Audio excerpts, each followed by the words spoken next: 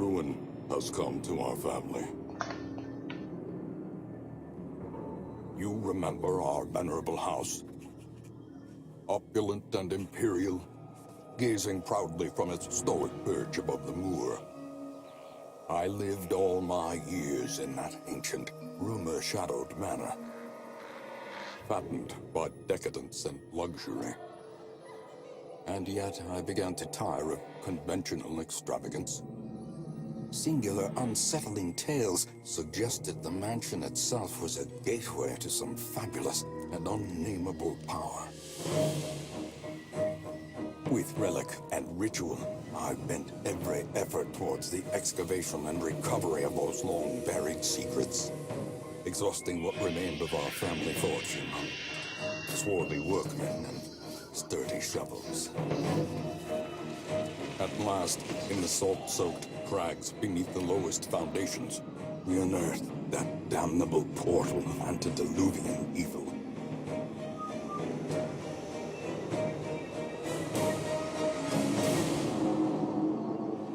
Our every step unsettled the ancient earth. But we were in a realm of death and madness. In the end, I alone fled laughing and wailing through those blackened arcades of antiquity, until consciousness failed me. You remember our venerable house, opulent and imperial. It is a festering abomination. I beg you, return home, claim your birthright, and deliver our family from the ravenous, clutching shadows of the darkest dungeon.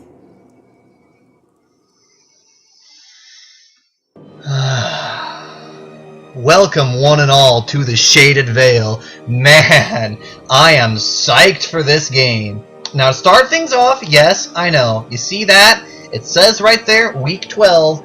I did get into this game a little bit, but I want to point out I didn't get very far. I didn't lose any heroes, so I'm not rage quitting over a bad turn. I want to start over. I wanted to record my first play of this game, but look at this. Normal campaigns are the original settings, the blah blah, Radiant. The easiest campaign is suggested for your first darkest dungeon experience. Now, I play video games, and I'm pretty proud of myself, but this is the darkest dungeon. A roguelike about madness and insanity, and it's supposed to be brutally unforgiving. So, I did in fact play on Radiant just a bit. Ah, damn it. No, that wasn't what I wanted. I did in fact play on Radiant for a bit just to learn what the mechanics were and how everything works. And it didn't do it. It usually... one moment. I'm trying to get... usually when you skip the intro cinematic, it'll pop up like a text box about the... Nope. Okay, I'm gonna have to close the game and reopen it to get that text box. Okay. Reopened the game. Here's that saucy Red Hook developers. Special thanks to Kickstarter and whatnot. And then it plays the introduction. But if you try and skip the introduction, it will pop this text box. Darkest Dungeon is about making the most of a bad situation. Quests will fail or must be abandoned. Heroes will die, and when they die, they stay dead. Progress autosaves constantly, so actions are permanent.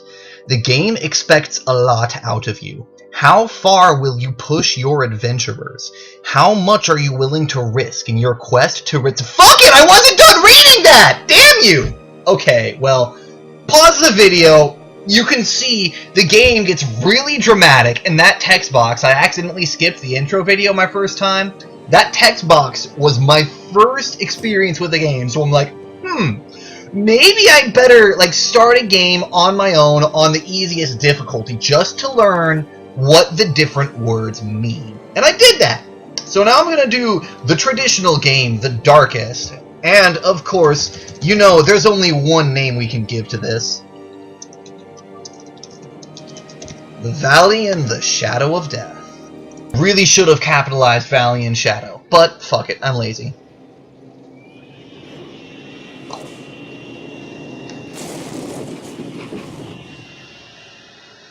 You will arrive along the old road. It winds with a troubling, serpent-like suggestion through the corrupted countryside, leading only, I fear, to ever more tenebrous places. There is a sickness in the ancient pitted cobbles of the old road, and on its writhing path you will face viciousness, violence, and perhaps other damnably transcendent terrors.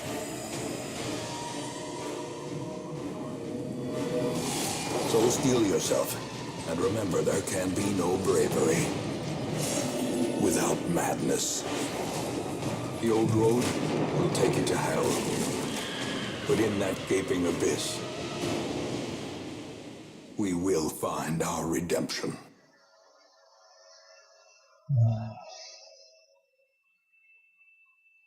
I want to say, whoever wrote the narrative for this game had some really excellent old-style vernacular. I mean, opulent and imperial to describe the house. Like, it just, And the execution, the actual narrator's voice, they picked an excellent narrator to play the old uncle, not whimsically, but meditatively looking back on all the mistakes of his life and writing a letter just before he ate a bullet because suicide was better than living with the madness and despair of what he had unleashed upon the world. This game's awesome. So, loading screens. I'm either going to cut the loading screens out or talk through them because they're going to be one of few places I really have to talk. Let's see, is it going to... There we go. Map navigation, I know how to do that. You click on a room to start moving that way. Have run up these lanes. Keep to the side path. The hamlet is just ahead. You'll hold D to move forwards and A to move backwards, and you will constantly... That button there, that was madness. This thug in brutal fashion, that all may hear of your arrival. Everything in this game slowly builds stress. Kill the enemy, combat, whatever. Let's open his vein. I'm not going to talk about combat yet. The key mechanic of this game, it is a turn-based roguelike in a really, really cool style where the key mechanic, the core mechanic that really sets this apart is stress, which could be better and more accurately termed as madness. Everything you do in this game, you are going against nightmares, madmen, and abominations in the dark. Every step could be your death, and that... shut up. That kind of constant terror can have a deep psychological impact on you. So the characters will build stress, and up to a certain point, at 100 stress, they will literally go insane. At 200 stress, they'll have a heart attack from sheer terror. So, not only do you have to manage health per battle, you have to manage the, stress of your party over a long term, and I just really thought that was a cool thing to have, because, I mean, what other game has that kind of madness mechanic? And I'm sure other games have done it, but this game happened to do it really well. Their kind is no longer welcome. So I'm thinking I want to... Will that kill you? No. How much damage will this do instead? Tracking shot. You know what, let's just open vein. Because I don't think my Crusader can land any damage on him. I'm gonna go into what the attacks do, and what they mean, and what all these different colors and words mean in a moment after I get through the tutorial, because I want to talk about this game a little bit first. So, as with many great things, fuck you, that's not nice. As with many great things, we're gonna... Actually? Wait, no, let's go ahead and... yeah. You become tank, draw their fire. I tried to start this sentence like 5 times now. As with many good things, I first heard about this game in the, from extra credits in their games you might not have tried, which showcases games that are interesting. Quote, not necessarily good, but games that do something different, or games that present an idea that you might not have seen before. And this game most certainly does that. The fear mechanic is one, the torchlight is another that we'll go into in a moment, but that doesn't really have anything to do. So, the core gameplay is pretty much as it was laid out in that narrative. You are the inheriting son, I'm assuming son, because I'm male. If it was a girl playing this game, it could be inheriting daughter. Never says. But you have inherited this mansion that your uncle has unknowingly and accidentally turned to shit. And so, with the mansion basically a festering nightmare, it is up to you to try and clear out all of the accumulated abominations, kill the nightmares, and not save the world, but certainly save this corner of it. Oh yeah, corpses. When monsters die, they leave corpses that act exactly like a normal creature would, which can block things, which is important because party placement is a big thing in this game. But as I was saying, the key thing of this game is you are trying to delve into the manor and scavenge whatever you can, however you can, and then after you've done that, take it back to the hamlet at the base of the manor to rebuild the town. And that's the long and short-term goal. At the very end, there is the darkest dungeon, which is got some nightmare terror at the bottom of it, I'm sure. But we'll get to that. Rushshot, please don't kill him. If he dies in the fucking tutorial, I will be tilted beyond belief. I mean, I know this game is brutal, but come on, I'm better than that. Thank you. So, yeah, it's a roguelike. You go dungeon diving, and you try and just piece back together your family legacy. And I like that. I like a game where you can have a compelling story where the world isn't at stake. You can tell a compelling story without having to save the world. Maybe you just want to redeem your family's legacy. Maybe you just want to help someone out. It's like too many games try and go for the save the world gimmick to try and make it... Okay, I'm doing that thing where I try and talk about game design while I play a game, and that requires intellectual thought, which, to be fair, is a little bit hard to do when you're also thinking about strategy. It is. This squalid hamlet, these corrupted lands. They are yours now, and you are bound to them. So this is my land, my inheritance, and I'll be damned if I let some monsters rule it. So Ancestors' Memories, this is where you can view cutscenes. You will know the tragic extent of my failings. You've got the graveyard. It's empty, for now. Covered in the poisoned earth, awaiting merciful oblivion. Oh man, I love the grim that this game delivers. Women and men, soldiers and outlaws, fools and corpses. All will find their way to us now that the road is clear. So the stagecoach is where you hire new adventurers. Adventurers are free to hire? Than the blood-soaked battlefield. That plague doctor, he's gonna have some fun experimenting. Upgrading a stagecoach, yeah. So stagecoach is where you get new heroes, new fodder, because you're expected to die, have a lot of people die. And like I said, didn't have any die, but that was on the easiest difficulty. And first things first, we gotta name some people, because nothing's more fun than naming people. Reynold and Dismas, there is actually an achievement that if you can get them through the entire game without either of them dying, you get an achievement for it, which I think that's fun, so I'm going to leave their names alone for now. But the Plague Doctor, that is absolutely going to be me. Or not me. Should it be? That... Yeah, this is... Friggin' buttons. Gotta have this name in there somewhere. Okay.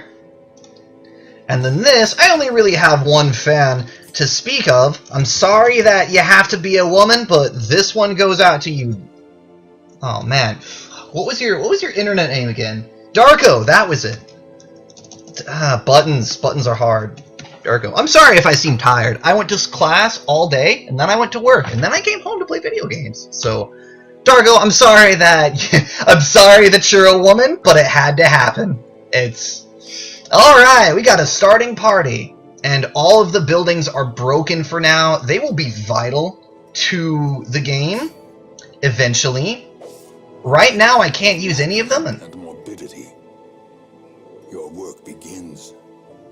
Wait a minute. Bright Timbre. I got a rare equipment drop? Hell, okay. So, I have no idea what Jesters do. They are one of the classes that I didn't play. But I'm gonna have to find out what Jesters do, because I got some rare loot drop. Minus stress if torch is above 75, plus stress if torch is below 51, plus a bonus to stress healed. That's cool. Alright, so... okay. Darko, where do you like? Mace Bash is a front line, Judgment is back line, Divine Grace is back line, Hand of Blight's front line. Well, you are just perfectly suited to do anything mediocrely. So the question is, do I want Judgment, which is a self-heal that will do some decent damage, and of heal. So do I want to be a backline healer, or frontline Hand of Light and Mace to bash and then debuff? I'm thinking Darko is going to be in the front line. Oh right, I should explain that. So you have a default party order. There's front, second, back, last. Or you can just call it 1, 2, 3, 4, no one really cares. And each skill can only be performed from certain slots. So as might be expected, the Crusader is a big frontline guy. He likes to get up close with his sword. You can see all of his skills, that he can use right now at least, can only be performed from the first 2 slots. And all of his skills can only damage people in the first 2 slots. He's a frontliner. Disma's the Highwayman. You can see he's good at the 2nd or 3rd slot because he's mainly a ranged character, and all of his skills can be used from either of those. Darko, man. Actually, no. This isn't gonna be you. This is not a good character. Darko, you're gonna be someone else, I promise. This healer person, oh man. I kind of wanted to name this video the Dankest Dungeon and make everything the dankest memes I could think of, but that's hard. I don't know. Who should name this? Let's go with Mariah. Let's just pull a name out of thin air. That sounds good. Mariah. Darko, I'm going to give you a decent character. I'm not even actually horribly happy with this Plague Doctor you start with, but he's alright, and you got to get Cloaking in somewhere. Where was I? Right. Anyways, I think I'd rather have her default to be damage and debuff than support and heal, but you can swap that up later. Anyways, go scouting in the ruins as the first mission. The cost of preparedness, measured now in gold, later in blood. Oh, I love the solemnity. Is that a word? I love how solemn this game is. Like, there's a sense of weight and gravity to everything you do. And it's there because in this stage of the game, this is one of the most important strategic parts here. I have gotten fucked way too many times because I forgot to bring enough torches. Torches burn out really quickly. Aside from that, shovels are also important, and food is also really important, and everything else is kind of gimmicky. The anti-venom, the holy water, the bandages, the medicinal herbs, those, I never found them especially critical. They're useful, certainly, but not critical. Not worth that kind of money. Keys, I haven't found any of them yet, but again, didn't get very far. So 5 torches should be plenty, 1 shovel just in case, and 8 food. Though I don't expect to need any of that food. You need 8 food, because if you don't bring 8 food, you're basically committing suicide. And I'm doing that thing where I walk away from my computer to go get a drink, but I keep talking because I'm a fucking amateur. Oh god, this game's awesome. Alright. Second thing to say, while I'm nope, never mind. The hero panel, okay, I know how that works. For whatever reason, this game did not want to record correctly, so I actually just have it recording my entire monitor. So if I mouse over to the screen, bam, look at that. That's some shit. We're not going to do that ever again. So if I accidentally do that at any time during the game and not on purpose, I'm sorry. It's unavoidable. So we got a decent partying team. Hey, look, free torch. I'll take this. So torchlight. It's up here. Torchlight's measured in 5... There are 5 different levels of Torchlight by the 5 quartiles. There's Radiant, and then Dim, and then I forget. But you want to keep it in Radiant, because if there's Dim, you look up. In Radiant, you had bonuses to Scouting and a chance to surprise monsters. In Dim, it's kind of stressful. It's a little bit dark, and it's worrying just to walk through the halls. Okay, got some Skelebras. But more on that later. So, how strong are they? 8? These are some pretty weak skeletons, so we're going to start with just a Grape Shot Blast.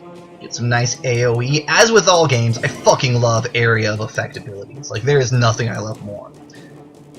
Wait, he's got Noxious Blast? Oh! Oh, this is not the Plague Doctor I started with last time. Oh, that's just fine. Okay. So, Noxious Blast, I'm not going to use that yet. I'll get into Plague later. For right now, he's just going to buff the Crusader. Because the Crusader, you, melee bash, or this, debuff, plus damage versus Unholy. So, Hand of Light. Let's read this off from the top. You see the positions you can use it from, and then I can't move my mouse to show because it will vanish. Positions you can move from, and then enemies it can attack. The name, it's qualified as ranged or melee.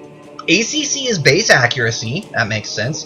Damage mod is what percentage of damage it will do. So minus 50% means it will do 50% of normal damage. But if your verse is Unholy, it will deal a bonus 15% with 100% base.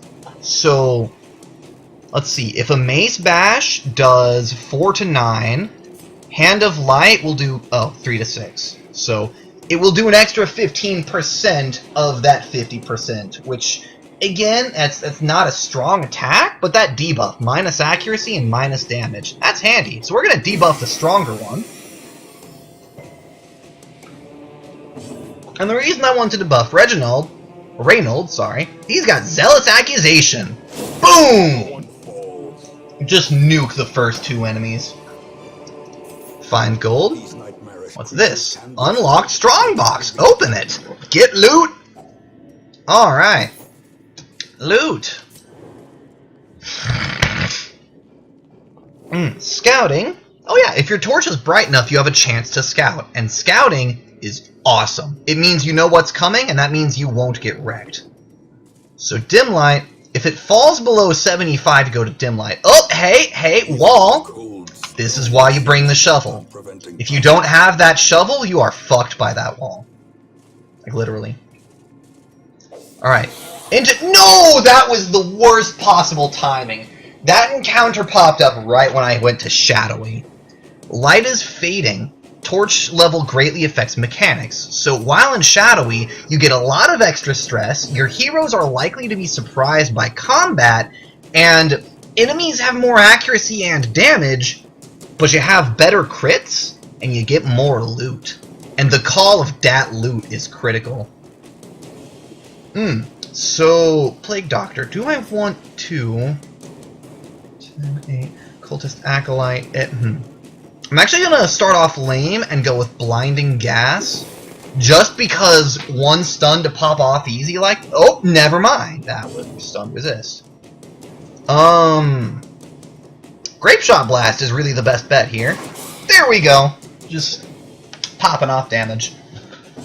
I love area of effect abilities. Doesn't matter what game I'm playing. Area of effect is always my go-to combat base. So let's see. The Bone Rabble, 4 to 9 damage with 5 health. This is likely to kill him. It killed him. It overkilled him.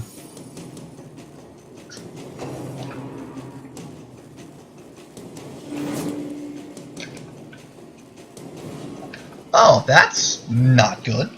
So we pulled him forwards. Dodge? Nope. He's just gonna eat that. Well, Reynold, if you do that, will it kill him? Very unlikely. What about if you use Stunning Blow? Can you stun him? 1 damage? Stun resists. Okay. So you, he's missing one of my favorite skills in the game. Okay. We'll worry about that later. Noxious Blast. Except I can't. Nah, just lob a Plague Grenade in. Plague and Blight, it's effectively poison. Damage over time. Tracking Shot, I guess. Why not? Doesn't do much damage, but it buffs him pretty well. Why are you fucking up my entire party composition? Why? Okay. So she's in the back line now, which means she can land Judgment minus 20% damage. That's actually, and plus self-heal, that's actually a really strong attack. Can you just...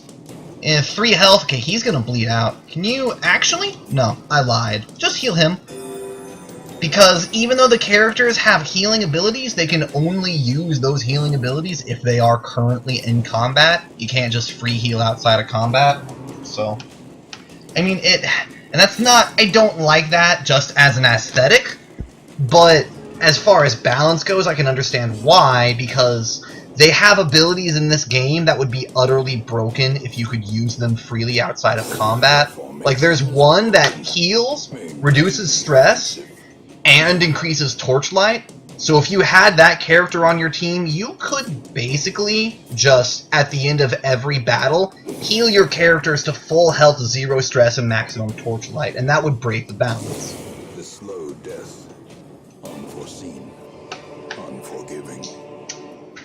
And the guy's got a lot of cool quotes for if you kill someone in the, by a damage over time. So we're gonna keep it dark just for a while because I'm feeling risky. So now we have a thing. We can go to a curio, or we can go to treasure.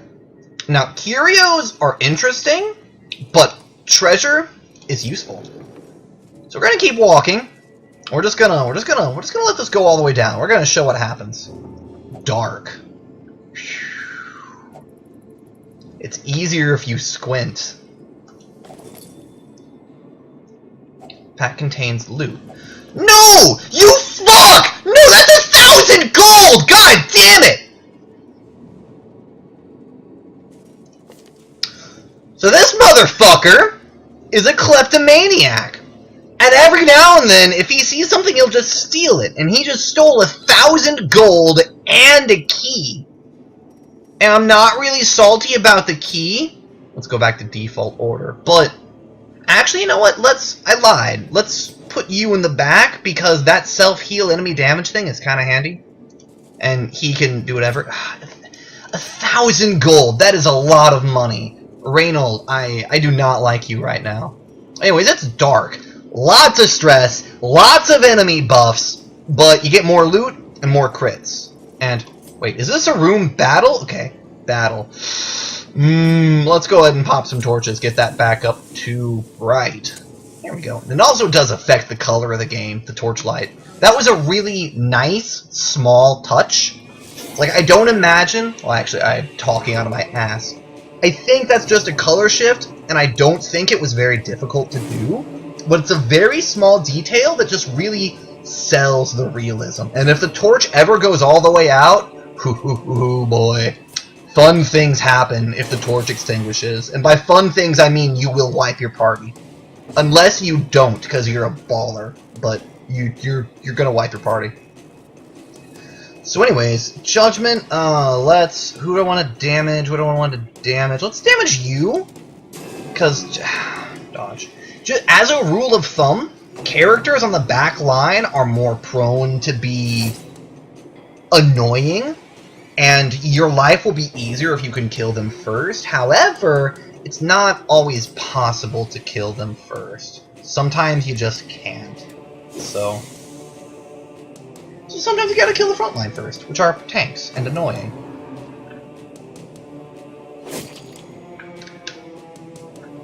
He's just gonna stack bleeds on him. Now, I wish I'd gotten my first... the Witch Doctors? Actually, I think I can pull it up, yeah. Here it is, Battlefield Medicine. Heal for 1 point, cure blight, and cure bleed.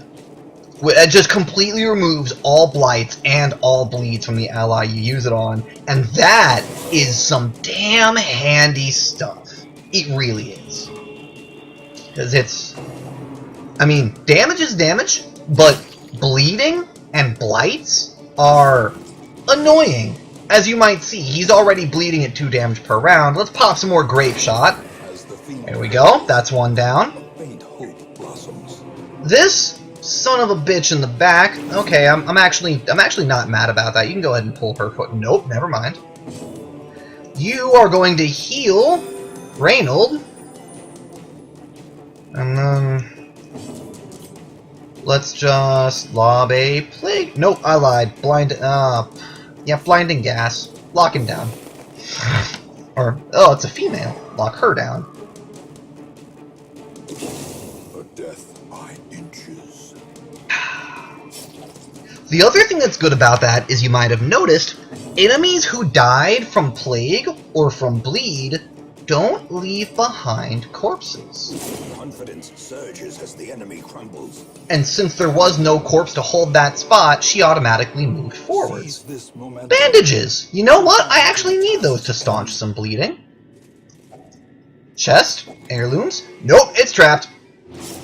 And he's bleeding again! Huzzah! Oh my god. Well, oh, that just happened. Wait, can I use holy water? Oh! Oh, that's what holy water does! It gives you resistances to everything for 3... excuse me, I'm burping. 3 rounds. Will that fade outside of combat? Yes, it will. So a round is every few steps. Okay. Can't staunch the flow. Oh, I stepped in a trap. There was no trap on the ground there for me to see, but I stepped... Oh my god, he's hurt. And panicking. Alright, you're just gonna eat a whole bunch of food? Oh, he's full now. Okay. Is hunger an actual stat somewhere? Because every now and then, it will... Ooh, fashion. Every now and then, it will throw you an event like, you must have 4 food to feed your entire party, and if you don't, they all take a shit ton of damage. Which is why you need 8 food, so you have a... Oh, damn it, it went to shadowy. Okay, no battle here. Explore 90% of the rooms. I don't need to double back to do that room, because 90% means you're allowed to skip one. Let's kick the torchlight back up. I'm already almost out of torches, and this is a short-ass mission. You can see how running out of torches will murder you. Loot! Lots of food! Oh, perfect! Hey, you hungry, buddy? Nope. Okay. Oh, look, a spider. Let's just... Okay, he's gone. Huh, you see? There you go, hunger. Eat 4 food and heal 5% health, or take 20% of your health and take stress damage. No, let's just have a snack.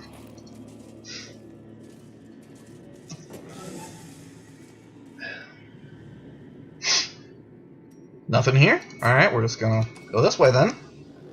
Last room.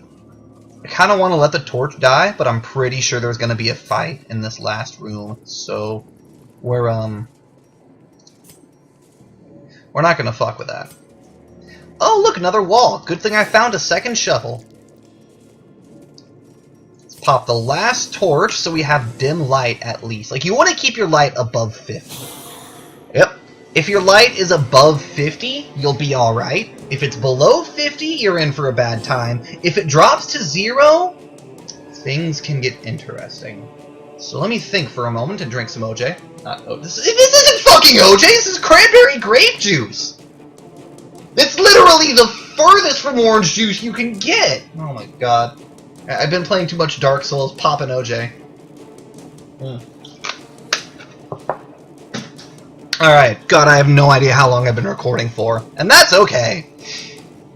So here we have some options. We've got the Defender, he's a tank. The Soldier, he's kind of a durable damage dealer. The Courtier, fuck him. And the Arbalist, fuck him too. So the problems here is that the Bone Courtier has a lot of speed, but not horribly much health. I'm thinking I want to kill the Bone Soldier and Courtier first. But, I mean, why even bother about any of that when you could just use Grape Shot? It's almost like this game expects me to use something that isn't Grape Shot. She's gonna keep healing him, because even though she could put damage down, right now I'm more worried about health. And you are finally gonna put some good use on Plague Grenade, one of the most situationally powerful spells in the game. Because it deals 1 damage to each of the back enemy, but it does 4 damage per turn for 3 rounds. So that's enough. The Bone Courtier is going to die in 2 rounds. He's already sentenced to death. The Arbalist is going to take a bit more convincing, but we'll get to that. We're just going to go ahead and have him, there you go, get that. Actually, I probably shouldn't be using that, but just love Area of Effect. Tempting Goblet does decent damage, and also causes a lot of stress. Quarrel. Oh, that's really low for damage. Quarrel usually does a lot. X-Blade. Oh, alright, that's fine.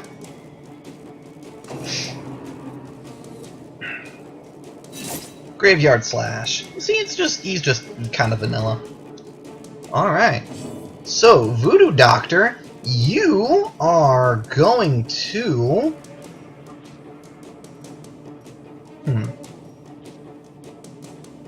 Actually, Noxious Blast on him to get him some infection. 4 damage per 3 rounds. He's got 7 health. You, don't worry about healing because this is the last fight. Hit Judgment on him. Ooh! Excellent damage. Excellent Judgment. So he's going to bleed to death. He past tense bled to death. This is how a life is taken. Yep, there you go. Death by poison. That's fine.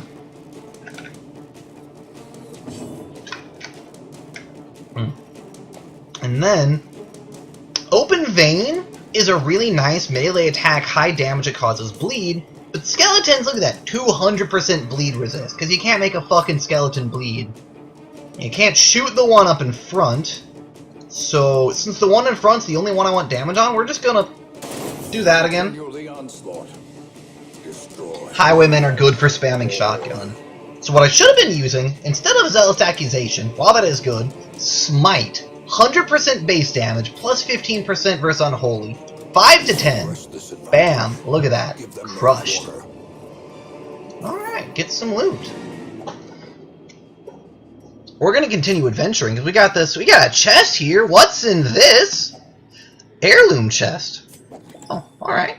The first time I did this, that chest was literally labeled Trapped Chest. This chest looks suspicious, and if you open it, it's just a trap, and you get hurt from it. Alright, so I got some decent loot from this run. So, there are 5 types of loot you need to concern yourself with. There are portraits, crests, busts, and deeds. I didn't get any deeds. And those 4 things are what you use to upgrade the town. Aside from that, gold makes the world go round, but you can also find treasure that sells for gold, which is quite handy.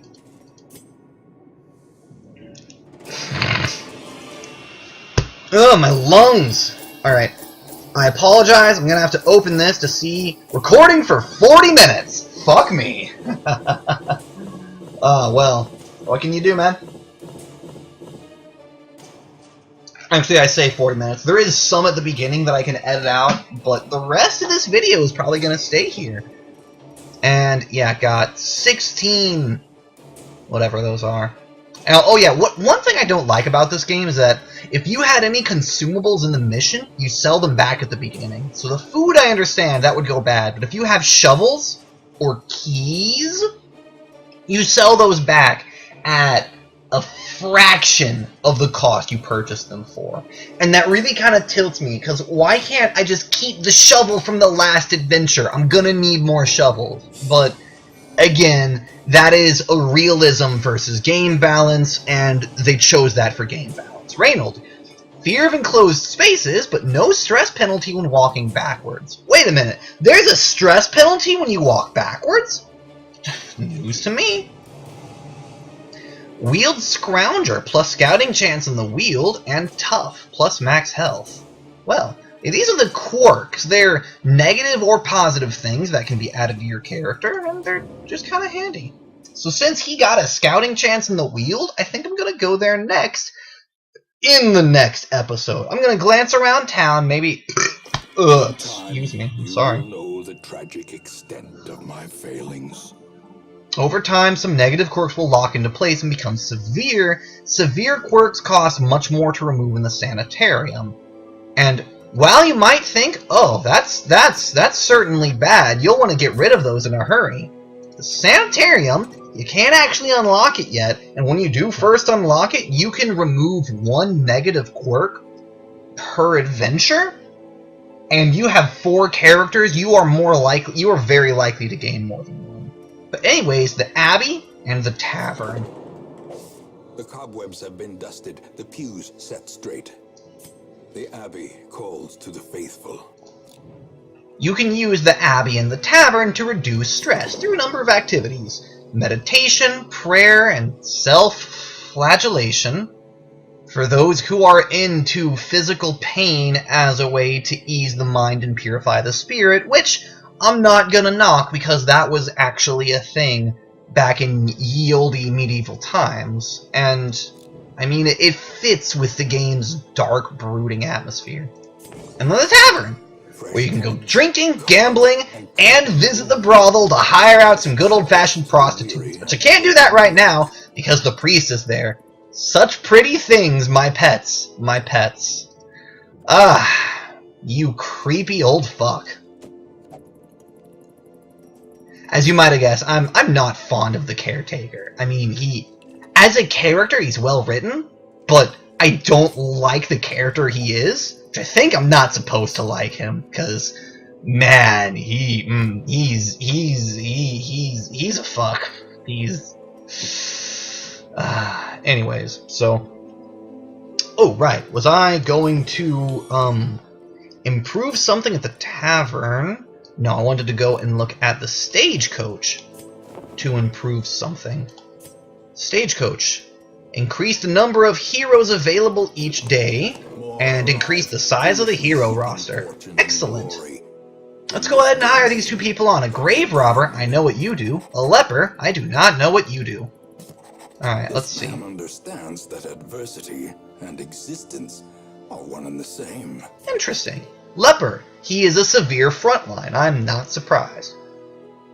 Chop does damage, decent crit, low accuracy. Revenge. Actually, no, I'm gonna look at the stuff off camera. Thank you all so much for watching. Man, I am psyched about this. With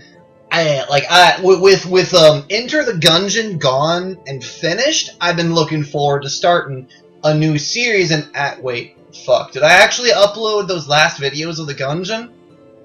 Oh man, I forget. Alright, I should mention, my editing software has been on the fritz.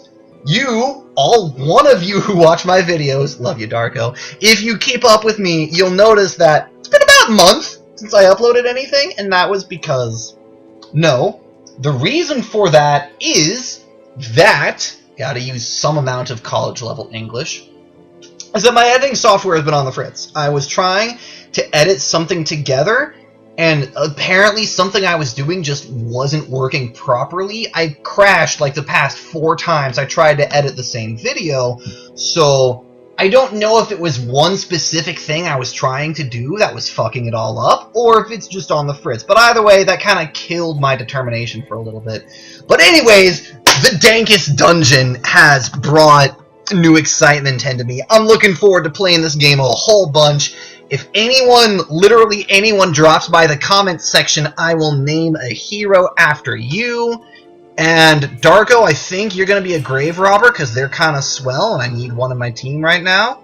Unless you want to be a leper. Darko, Darko, I should make you a leper, shouldn't I? Holy hell, look at that sword. I mean, it's broken.